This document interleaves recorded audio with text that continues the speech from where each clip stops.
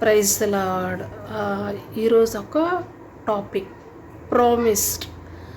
అంటే దేవుడు బైబిల్లో ఎవరికి ప్రామిస్ చేశాడో అనేది ఈరోజు మనము చూసుకుందాం.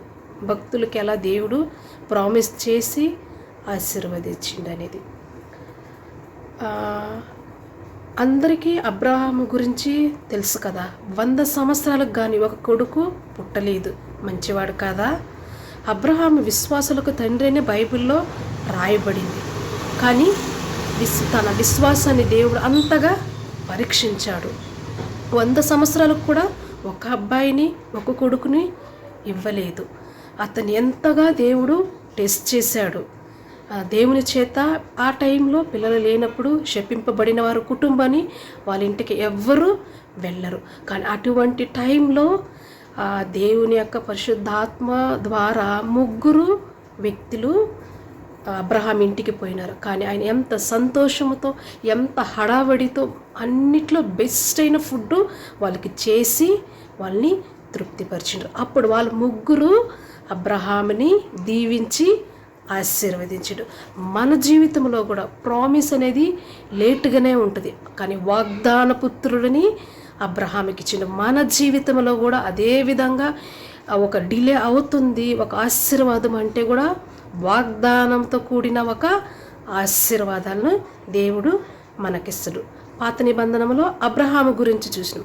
కొత్త నిబంధనలో జక్రయ ఒక ప్రీస్ట్గా ఉన్నాడు, ఒక నీతిపరుడు, ఒక టెంపుల్లో పని చేసేవాడు. ఆయనకు కూడా చాలా రోజుల తర్వాత పిల్లలు లేరు.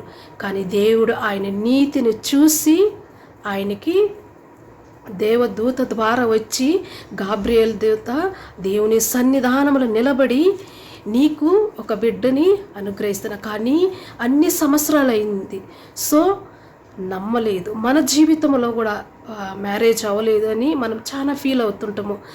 ఏదైనా ఒక పని చిక్కదు, ఇంకా వయసు అయిపోయేసింది, ఇంకేం చేస్తాను అట్టనుకునిండు ఎవరు జక్రయ.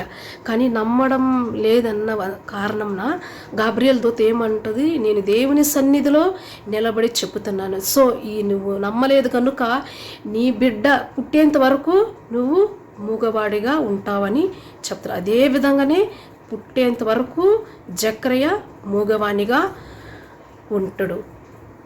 అప్పుడు ఎటువంటి బిడ్డని దేవుడు అనుగ్రహించిండంటే యేసుక్రీస్తు, యేసు ప్రభుల వారికే బాప్తిసం ఇచ్చే యోహాను పుట్టిండు. బైబిల్ అనే చెప్తుంది, నీకంటే ముందు కానీ నీకంటే వెనక లేరు అటువంటి గొప్ప జాన్ ద బాప్టిస్ట్ని అనుగ్రహించిండు. మన జీవితంలో కూడా ఎన్నో మిరాకల్స్ ఆశీర్వాదాలు వెనకబడినప్పుడు కూడా దాని వెనక వాగ్దానంతో కూడిన ఆశీర్వాదం ఉందనేది మనము నమ్మాల.